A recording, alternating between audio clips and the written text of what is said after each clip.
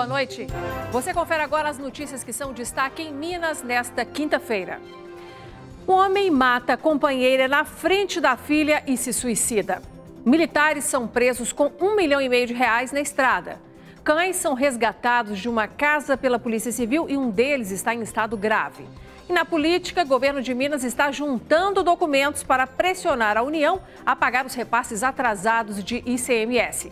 Em entrevista exclusiva, o governador Romeu Zema disse que Minas tem que ser que a CEMIG, tem que ser privatizada para atender melhor os consumidores. Clássico termina com vitória do Atlético e classificação do Cruzeiro, que fez mais gols no primeiro jogo. Torcedor do Atlético morre no estádio por mal súbito. E está chegando a virada cultural, que vai manter Belo Horizonte frenética com 24 horas de atividades. E não se esqueça que estamos transmitindo o nosso jornal também ao vivo pelo Facebook na página da TV Band Minas.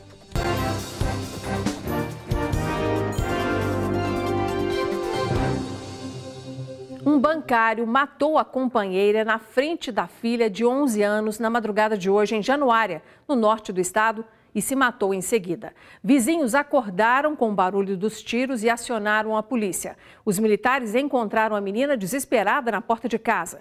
De acordo com a PM, o suspeito de 35 anos disparou 6 vezes contra a mulher e depois contra si mesmo. 2 militares foram presos com R$1,5 milhão dentro de um carro na BR-381 em Itatiaiuçu, na região metropolitana. De acordo com o boletim de ocorrência, os suspeitos são servidores da Polícia Militar de Alagoas. A informação é de que um deles é ex-comandante da corporação. Eles foram encaminhados para a sede da Polícia Federal em Divinópolis. Ainda não se sabe a origem do dinheiro que foi apreendido nessa quarta-feira. Tentamos contato com a PM de Alagoas, mas ainda não tivemos retorno. Cães vítimas de maus tratos foram resgatados hoje pela Polícia Civil em Contagem, na região metropolitana. Nossa equipe, acompanhou essa operação. Kiara é vítima de maus tratos. Graças a uma denúncia anônima, ela pôde ser resgatada. As imagens mostram a cadela confinada junto a outros 2 cães, que também foram resgatados e levados para zoonoses de Contagem, na região metropolitana de Belo Horizonte, onde fica o imóvel. Nós tomamos conhecimento, entramos em contato com as zoonoses, através da nossa Comissão de Defesa Animal. E a zoonose se prontificou a comparecer ao local com todo o aparato para fazer o resgate desse animal. De acordo com a delegada que investiga o caso, os cães ainda estavam sem alimento, sem água e sem cuidados básicos, o que configura crime, com detenção de 3 meses a 1 ano de prisão, mais multa. É crime maltratar o animal. As pessoas precisam ter essa consciência de que o animal, ele sente dor, ele precisa de cuidados. Então, assim, quando você for adquirir um animal, saiba que é um animal que vai viver por anos, então você vai ter que cuidar dele desde aquele primeiro momento até o final da vida, então tem que ter responsabilidade quando você for adquirir um animal. De acordo com este advogado, a punição para quem comete esse tipo de crime pode ser endurecida. Esse projeto de lei visa aumentar a pena de 1 a 4 anos, com o objetivo até de reclusão do infrator, Mas nós precisamos sim da população se conscientizar, fazer um clamor, buscar o avanço desse projeto de lei, Mas nós temos parlamentares já engajados nessa causa dentro do Congresso, então a gente tem muita expectativa que isso avance sim.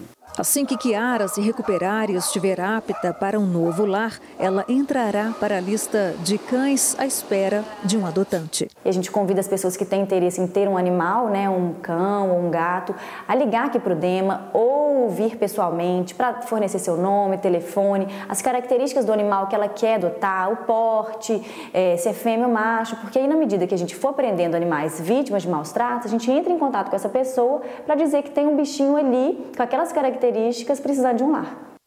Olha, se você ficou sensibilizado e quer adotar os animais, pode ir à delegacia especializada na rua Bernardo Guimarães, 1571, no bairro de Lourdes, aqui na capital.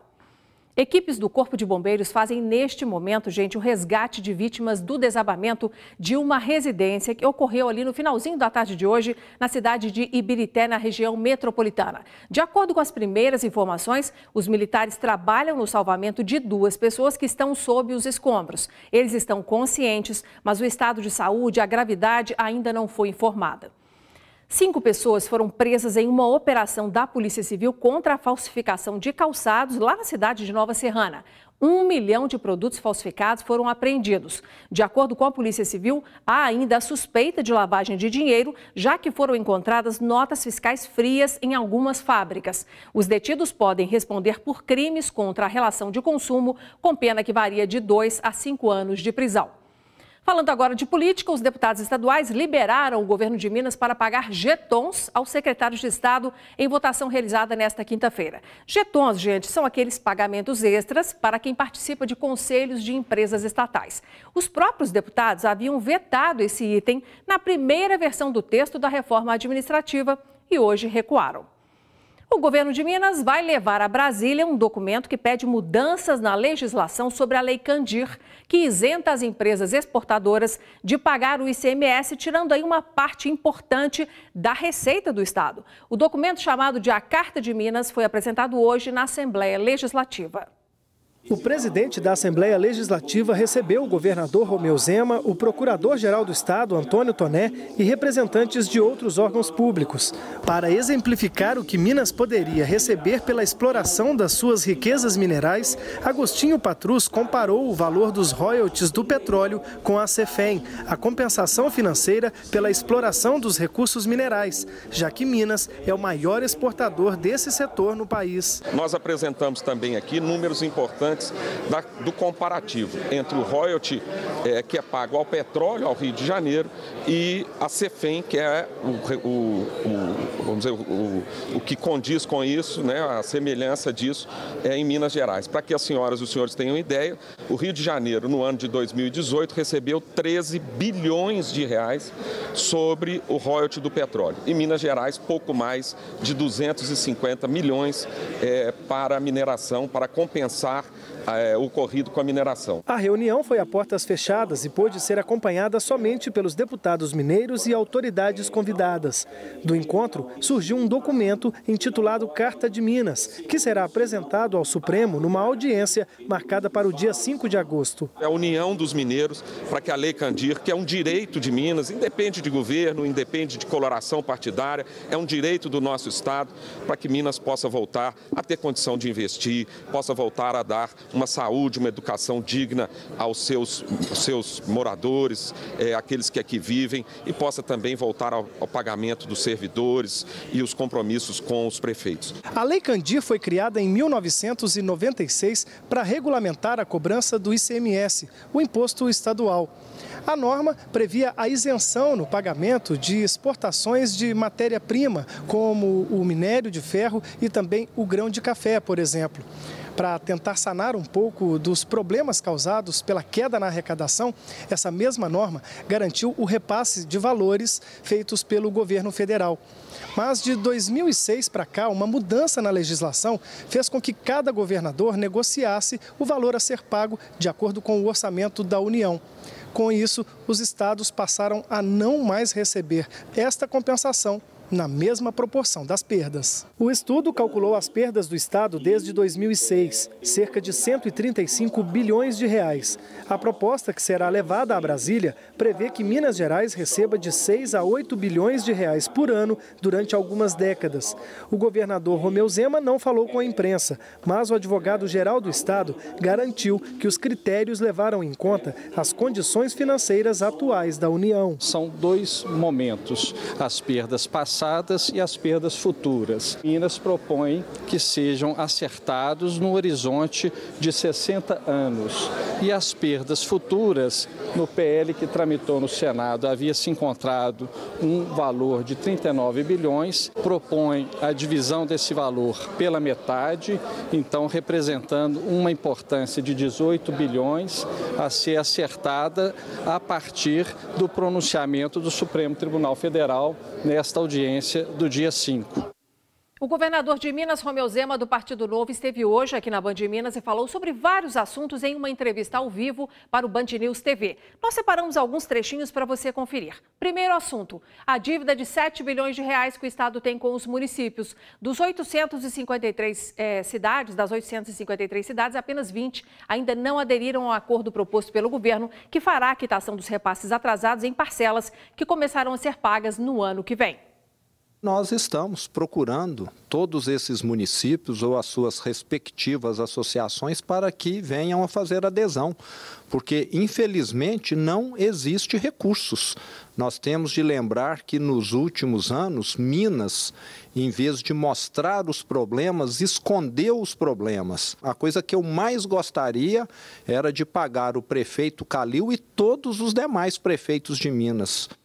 Segundo Romeu Zema, Minas Gerais já está colhendo resultados da reforma administrativa e de decisões que deixaram a máquina do Estado mais enxuta. O impacto aparece na economia com novos investimentos do setor privado que já levaram à geração de mais de 70 mil empregos. Várias das medidas que nós já tomamos com relação a simplificar, a desburocratizar a vida de quem produz, de quem investe, de quem gera empregos, já têm se mostrado para que veio. Tanto é que nos 5 primeiros meses do ano, Minas Gerais gerou 73 mil novas vagas de trabalho com carteira assinada. É um número longe do que nós precisamos, mas é o melhor número do Brasil em termos proporcionais. A CEMIG foi outro assunto nessa entrevista exclusiva com o governador Romeu Zema. A estatal está precisando de investimentos para conseguir atender melhor os consumidores e, como o Estado não tem recursos, a saída é privatizar. A privatização daqui em Minas está muito clara que ela é necessária porque a CEMIG, nos últimos anos, ela deixou de atender quem quer consumir e quem quer gerar energia. Tem o outro lado. Pessoas que querem investir na geração de energia, principalmente no norte do estado, em energia fotovoltaica e que também ficam anos esperando. Ela demanda hoje investimento de 21 bilhões de reais, lembrando que o estado é o dono da CEMIG, é o principal acionista, e o estado não tem esse recurso para colocar. O último assunto dessa conversa exclusiva com o governador Romeu Zema foi a educação. Nós questionamos os cortes que foram feitos na escola integral. Zema disse que o programa, que continua funcionando, mas com um número menor de escolas sendo atendidas, vai ganhar um formato diferente que será mais adequado ao desenvolvimento dos estudantes. Segundo o governador, a maior carência agora é a infraestrutura física das escolas. Nós estamos priorizando essa segurança em primeiro lugar, um prédio condizente em receber crianças, adolescentes, e tivemos, infelizmente, contra a minha vontade inclusive, mas por uma questão orçamentária, de suspendermos momentaneamente, em algumas regiões, vamos deixar bem claro, a questão do ensino integral, que também de ensino integral só tinha um nome, porque, na verdade, o que acontecia é que as crianças ficavam ali no contraturno sem ter aulas, elas ficavam meio que brincando. Mas nós vamos estar voltando gradativamente com o ensino integral e desta vez sim, como diz o nome, ensinando e não deixando as crianças simplesmente e de forma opcional dentro da escola. A Polícia Federal realizou hoje na cidade de Nova Lima, na Grande BH, uma operação para combater a extração irregular de minério. Os criminosos, gente, eles simulavam atividades de terraplenagem em terrenos urbanos, como se estivessem ali sendo preparados esses terrenos para a construção, quando na verdade eles praticavam a mineração ilegal. E nós vamos falar no próximo bloco sobre o clássico da noite passada, né, que continua dando o que falar entre os torcedores nas ruas da capital. A gente volta em instantes.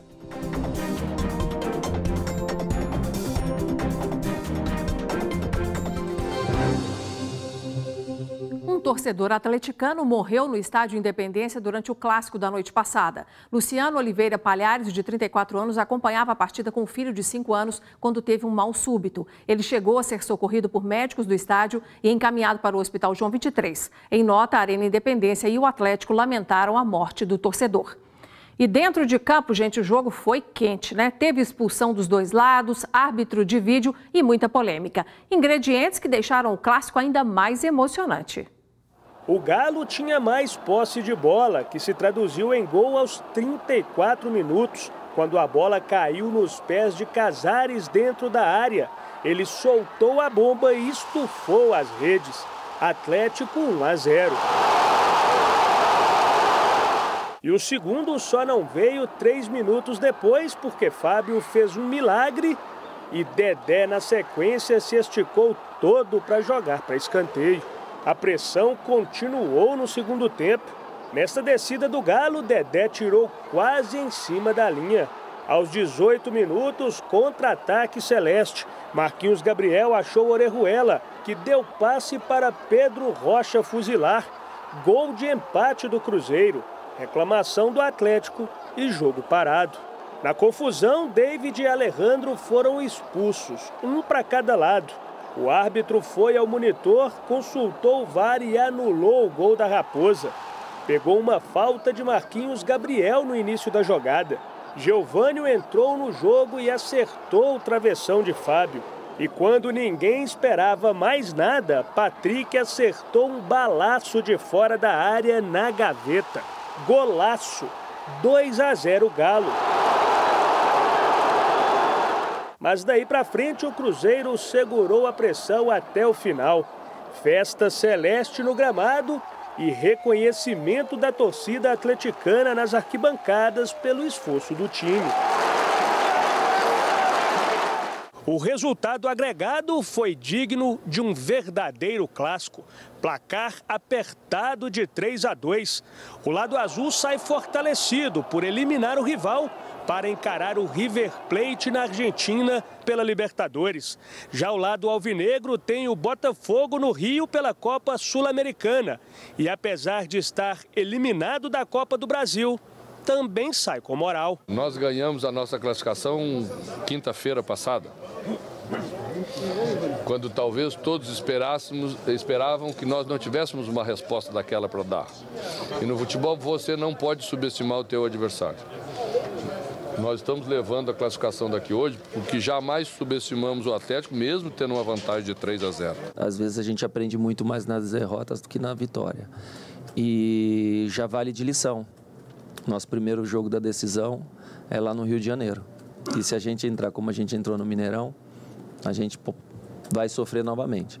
Tá? Então que fique essa lição, que sirva essa lição para a gente. Vamos bater sempre nessa tecla para a gente estar muito atento e fazer um jogo e colocar a vida como a gente colocou a vida nesse jogo. Ruas da capital, o dia seguinte a um clássico é sempre de muitos comentários. A partida terminou com a vitória do Atlético, mas quem se classificou foi o Cruzeiro.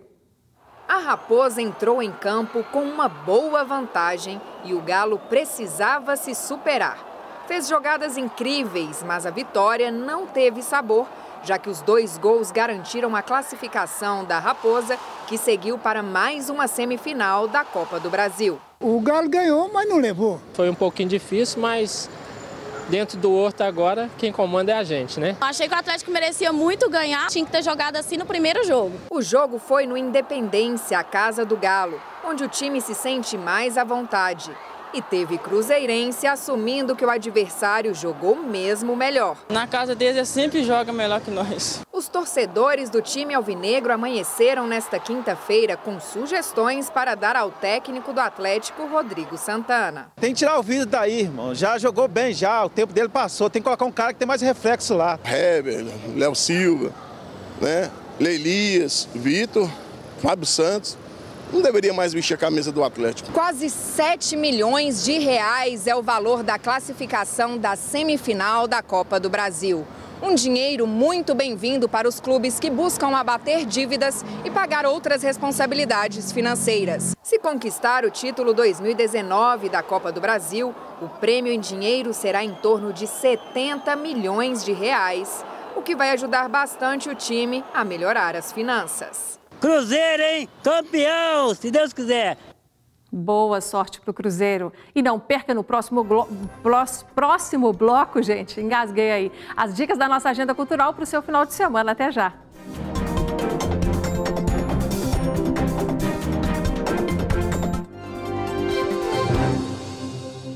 Documentos do Arquivo Público Mineiro foram recuperados hoje durante a Operação Páginas Históricas do Ministério Público Estadual. No material apreendido estão editais e decretos do período imperial que estavam sendo vendidos na internet. Toda a documentação vai ser periciada. Se comprovada a autenticidade, será devolvida ao Arquivo Público.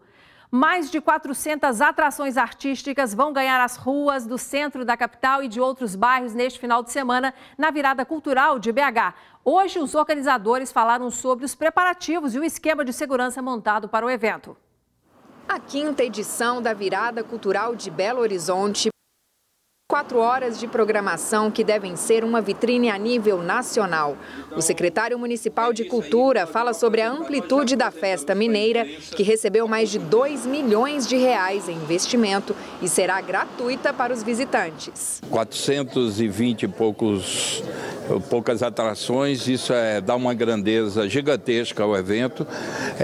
Artistas mineiros e artistas nacionais. A Virada Cultural de Belo Horizonte vai ser um dos maiores eventos brasileiros. Nós vamos poder vender previamente para atrair visitantes nesse período. Será uma programação extensa com música, dança, teatro, moda, literatura, gastronomia, lazer e outras atividades. A expectativa é receber cerca de 500 mil pessoas na região central de BH. A circulação na área central será fechada a partir das 14 horas do sábado até a madrugada de segunda-feira. O presidente da BH Trans pede atenção da população para as mudanças no transporte. Isso significa que as pessoas que precisam usar aquilo ali para atravessar o centro terão que buscar um caminho alternativo. Aos moradores está garantido o acesso. Ao fechar essa área, nós afetamos 70 linhas de ônibus. Essas linhas de ônibus terão os seus pontos desativados e criados novos pontos de ônibus. Os espaços terão segurança reforçada. A área do evento contará com cerca de 200 policiais e até agentes disfarçados. Nós vamos lançar mão de várias modalidades do portfólio de serviço da polícia, desde policiamento preventivo, policiamento a pé, motorizado, utilização de tático móvel, utilização de motos, de cavalaria. O grande homenageado da festa será o cantor e compositor João Gilberto. Ficou interessado aí em acompanhar a programação da Virada Cultural? Acesse então o site da Prefeitura especial para o evento para você conhecer a programação, porque tem atrações por toda a cidade. É o pbh.viradacultural.gov.br. Bom, gente, o final de semana está chegando e é hora de você se programar. Quem procura lazer e diversão vai gostar das opções da nossa agenda cultural com a Luciana Viana.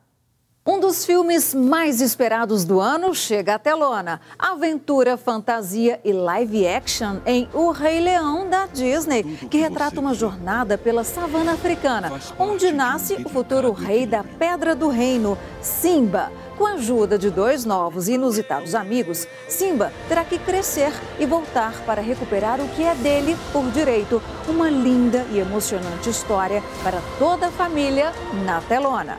Dona de uma voz marcante e de um extenso repertório musical, Maria Gadu vai se apresentar ao lado da Orquestra Opus, com os maiores sucessos da carreira, com uma sonoridade pra lá de especial. Flávio Venturini e integrantes da Orquestra Filarmônica de Minas Gerais e da Orquestra SESI Minas em um só palco. No repertório, os sucessos do artista em arranjos para orquestra e banda. Fãs vão relembrar clássicos da música sertaneja, com Chitãozinho e Chororó, Leonardo e Zezé de Camargo e Luciano, juntos no mesmo palco. A história continua lá na esplanada do Mineirão. Um dos mais aclamados tributos a Elvis Presley no mundo desembarca aqui em Belo Horizonte para única apresentação. O show vai recordar todos os sucessos do rei do rock, com trocas de figurino, instrumentos de época, naipe de sopros e backing vocals.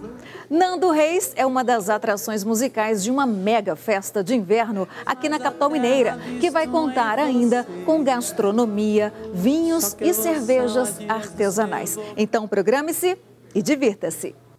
E para encerrar, eu te lembro do canal que você tem de comunicação com a gente, que é o BandZap. Anote aí, 31 99 772 7663. Manda pra gente o que anda te preocupando e acontecendo aí perto de você, combinado? Ficamos por aqui, obrigada pela sua atenção. Amanhã estaremos de volta. Boa noite.